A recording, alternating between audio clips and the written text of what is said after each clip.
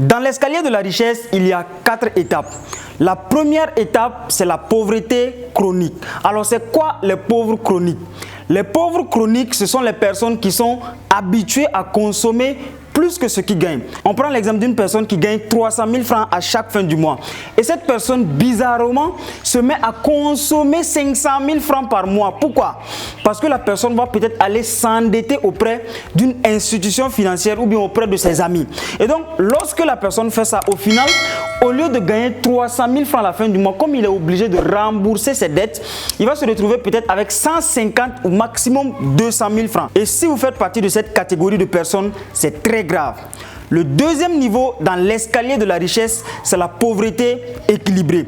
Alors, les pauvres équilibrés, ce sont les personnes qui sont habituées à consommer tout ce qu'ils gagnent.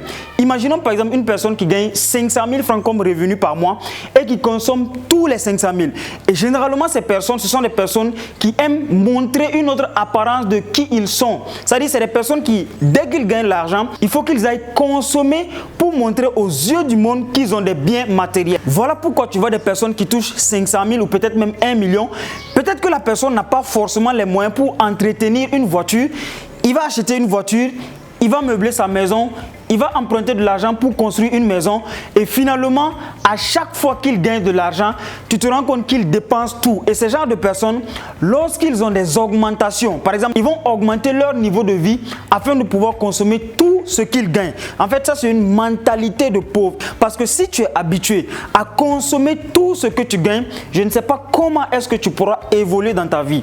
Donc, si vous faites partie également de cette deuxième catégorie de personnes, c'est très grave. Le troisième niveau dans l'escalier de la richesse, ce sont la classe moyenne. Alors, la classe moyenne, ce sont les personnes qui, généralement, gagnent un revenu et qui dépensent moins que leur revenu. Ils économisent un peu de ce qu'ils gagnent. Au final, ils vont aller utiliser leur économie pour acheter des biens de luxe. Par exemple, une personne qui gagne 500 000 francs, qui économise 100 000 ou 200 000 dans le but de s'acheter une télévision ou bien un téléphone portable le mois prochain.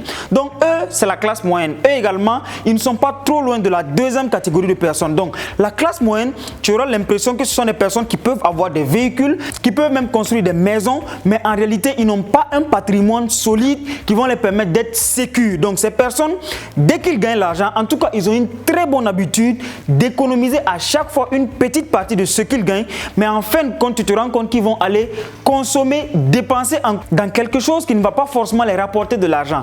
Alors, eux, c'est la classe moyenne. Donc, la quatrième étape dans l'escalier de la richesse, ce sont les riches. Les riches, eux, généralement, dès qu'ils gagnent de l'argent, ils vont économiser une partie et utiliser l'économie pour l'investissement. Donc, les riches, leur revenu, c'est égal aux dépenses qu'ils ont, plus leur épargne, plus l'investissement. Et maintenant, l'investissement des riches va permettre de faire encore des petits. Donc, vous comprenez par là que les riches, ce ne sont pas nécessairement des gens qui ont beaucoup d'argent dans leur compte banque, mais ce sont des personnes qui savent bien gérer leur argent. Et lorsque tu sais bien gérer ton argent, tous les problèmes qui arrivent dans ta vie, tu vas trouver tout le temps des solutions. Pourquoi?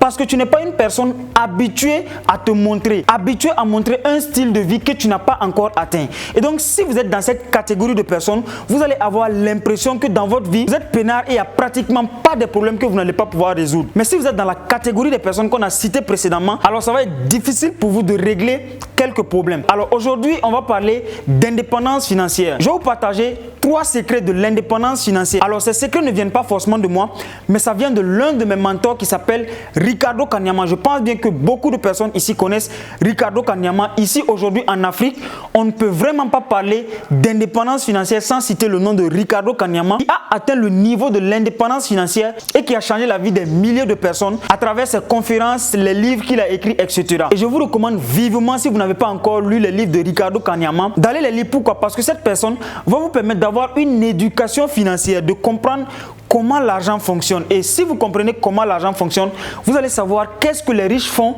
par rapport à l'argent et qu'est-ce que les pauvres font. Et vous allez savoir dans quelle catégorie de personnes vous voulez être positionné. Alors parmi les 3 enseignements de Ricardo Kanyama, le premier c'est de payer le prix aujourd'hui pour pouvoir te payer tous les prix demain. Ce que les gens ont l'habitude de dire, c'est qu'il n'existe qu'une seule vie. Donc pourquoi ne pas consommer ce que je gagne? Et c'est ça la mentalité des pauvres. Le pauvre, il ne pense pas à demain. Il ne veut pas construire quelque chose pour demain.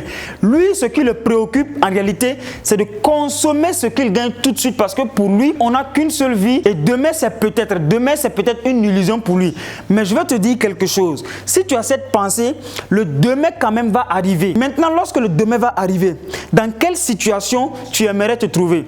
Est-ce que tu veux faire partie de cette catégorie de personnes qui, à l'âge de 60-70 ans, peut-être regrettent de n'avoir pas fait des choses pendant leur jeunesse? Je sais que peut-être il y a beaucoup de personnes qui sont en train de regarder cette vidéo, qui vont se dire, bon, cette vidéo, honnêtement, si je l'avais suivie à l'âge de 20 ans, 25 ans ou 30 ans, je sais que quelque chose allait changer dans ma vie.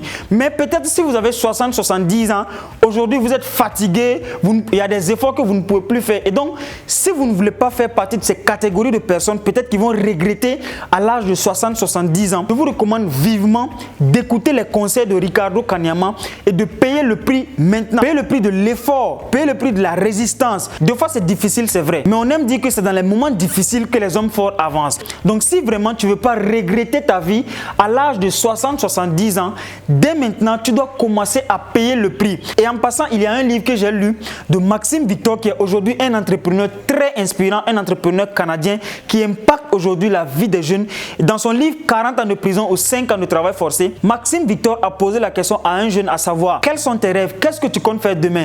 Et le jeune l'a répondu, on n'a qu'une seule vie. Moi, je vis au jour le jour parce que le demain, je ne sais pas ce qui va m'arriver. Et ce jeune, c'était un élève. Ça montre à quel point les élèves, les étudiants, les salariés, etc. ne veulent pas sortir de leur zone de confort pour aller affronter la vie. Alors, si vous faites partie de cette catégorie de personnes, vous ne voulez pas payer le prix aujourd'hui. Vous aimez la distraction. C'est-à-dire que tout l'argent que vous gagnez, vous dépensez. Chaque week-end, c'est vous qui êtes dans les maquis. Peut-être à tout moment, c'est vous qui changez les téléphones. C'est vous qui invitez les filles à tout moment. De grâce, commencer à réduire ce style de vie pour ne pas regretter à long terme. Et c'est cet enseignement que Ricardo Kanyama voulait nous faire savoir. Le deuxième enseignement de Ricardo Kanyama, c'est que penser crée nos résultats. Et ça, c'est vrai. Je ne sais pas peut-être si vous connaissez ce qu'on appelle la PNL, la programmation neurolinguistique. Alors, beaucoup de personnes ne savent pas que leur manière de penser va directement influencer les résultats qu'ils vont obtenir. En fait, les pensées gouvernent les actions et les actions vont gouverner votre destinée. Si aujourd'hui, vous-même vous pensez que vous êtes bête, je vous assure que vous allez poser des actes qui sont bêtes. Si vous pensez peut-être que vous êtes intelligent, vous allez poser des actes qui sont intelligents. Si vous pensez aujourd'hui que vous êtes riche, que vous pouvez devenir une personne riche, vos pensées vont vous mener à faire des actions qui vont vous permettre de devenir riche. Mais si vous pensez que vous êtes pauvre, ok, il n'y a pas de problème. Vos pensées vont faire en sorte que vous allez aller poser les actions des pauvres. Vous allez tout le temps vous retrouver dans des environnements avec des pauvres. Mais en réalité, vous ne savez pas que c'est parce que vous pensez que vous êtes pauvre que vous vous retrouvez dans un environnement de pauvres. Si vous pensez que vous êtes riche, votre pensée va vous diriger vers les personnes qui sont riches et l'environnement va impacter votre vie et peut-être changer votre vie. Donc, si vous voulez apporter un changement, avoir des résultats positifs, commencez à penser positif et à voir grand. Et ça, il y a un exemple qui m'a beaucoup marqué que j'ai également lu dans un livre. Et l'exemple, c'était quoi? C'était un employé dans une entreprise, en réalité, qui voulait une promotion. Et son objectif, c'était d'obtenir la promotion dans le but de gagner plus d'argent pour bien s'occuper de sa famille, avoir du temps pour sa famille. Maintenant, ce monsieur, il est allé voir Anthony Robbins, qui est un très grand inspirateur également. Et lorsqu'il est arrivé chez Anthony Robbins, qu'est-ce qu'il a dit? Et donc, il a dit à Anthony Robbins que lui, il veut avoir une promotion dans son entreprise, mais lui, il ne sait pas comment faire. Donc, Anthony Robbins l'a demandé, est-ce que tu veux vraiment avoir une promotion dans ton entreprise? Est-ce que c'est ce que tu veux? Anthony Robbins l'a demandé, pourquoi tu veux avoir une promotion dans ton entreprise? Il dit parce que la promotion va lui permettre de gagner beaucoup plus d'argent et de gagner en temps pour pouvoir s'occuper de sa famille. Et là, Anthony Robbins a dit, ok, il n'y a pas de problème. Donc, comme c'est ce que tu veux, à chaque fois quand tu te lèves le matin, ce que tu viens de me dire, il faut tout le temps penser à ça. Et c'est sûr que tu vas avoir ta promotion. Lorsqu'il est reparti dans son boulot, quelques mois plus tard, il a été licencié. Et lorsqu'il a été licencié, il est revenu encore chez Anthony Robbins. Il a dit à Anthony Robbins qu'Anthony Robbins ment. Maintenant, pourquoi Anthony Robbins l'a dit d'aller penser tout le temps qu'il pouvait avoir une promotion? Mais là, il se rend compte qu'il n'a pas eu la promotion. Mais comment se fait-il que lui, il a pensé à ça, mais il n'a pas eu sa promotion? Et c'est à ce moment que Anthony Robbins l'a dit, qu'est-ce que tu veux concrètement? Dis-moi encore ce que tu veux. Il dit que je voulais la promotion pour gagner beaucoup plus d'argent et plus de temps afin de pouvoir m'occuper de ma famille. Et c'est là que Anthony Robbins l'a dit que tes pensées viennent peut-être de t'ouvrir les portes. Peut-être que le fait qu'on t'a licencié ton entreprise, peut-être que c'est une opportunité pour toi de lancer ta propre activité qui va te permettre de gagner beaucoup plus d'argent et d'être libre pour t'occuper de ta famille. Là, il s'est arrêté, il a réfléchi, il a dit « Ah, effectivement, ça peut être vrai. » Et aujourd'hui, dans l'histoire, cette personne est devenue une personne vachement riche qui a atteint la liberté financière. Donc, vous voyez à quel point vos pensées peuvent impacter vos résultats. C'est l'enseignement que Ricardo Kanyama a essayé de nous partager. Donc, le troisième enseignement de Ricardo Kanyama, c'est que si tu veux voyager par avion, sache que l'avion ne va pas décoller de chez toi à la maison. C'est à toi de lever tes fesses, partir à l'aéroport, aller couper ton billet d'avion, prendre ton avion et voyager. Et ça, c'est assez drôle. Pourquoi? Parce qu'il y a des personnes qui veulent devenir riches, qui veulent atteindre l'indépendance financière, qui veulent évoluer dans leur vie, mais malheureusement qui ont toujours leurs fesses pointés à la maison. Et ces gens, généralement, lorsque tu discutes avec eux, ils vont te dire qu'ils n'ont rien à faire. Il y a des personnes qui vont te dire que je n'ai rien à faire. Mais là, donc dans ce monde-là, toi, tu n'as rien à faire. Regarde, sors dehors. Lorsque tu vas te lever, lorsque tu vas lever tes fesses de tes canapés et sortir dehors, tu vas trouver quelque chose à faire. Parce que comprenez que le succès ne va pas venir vous trouver chez vous à la maison. C'est vrai qu'on dit que le succès, c'est quelque chose que tu attires vers toi lorsque tu deviens une personne développée. Mais le problème, c'est que toi-même qui es assis à la maison, tu n'es pas une personne développée. Et pour devenir une personne développée, ce n'est pas à la maison que ça se passe. Tu ne vas pas t'asseoir à la maison. Il faut que tu sortes pour aller participer à des événements, par exemple à des conférences, rencontrer des personnes, lire des livres, essayer des choses dans ta vie.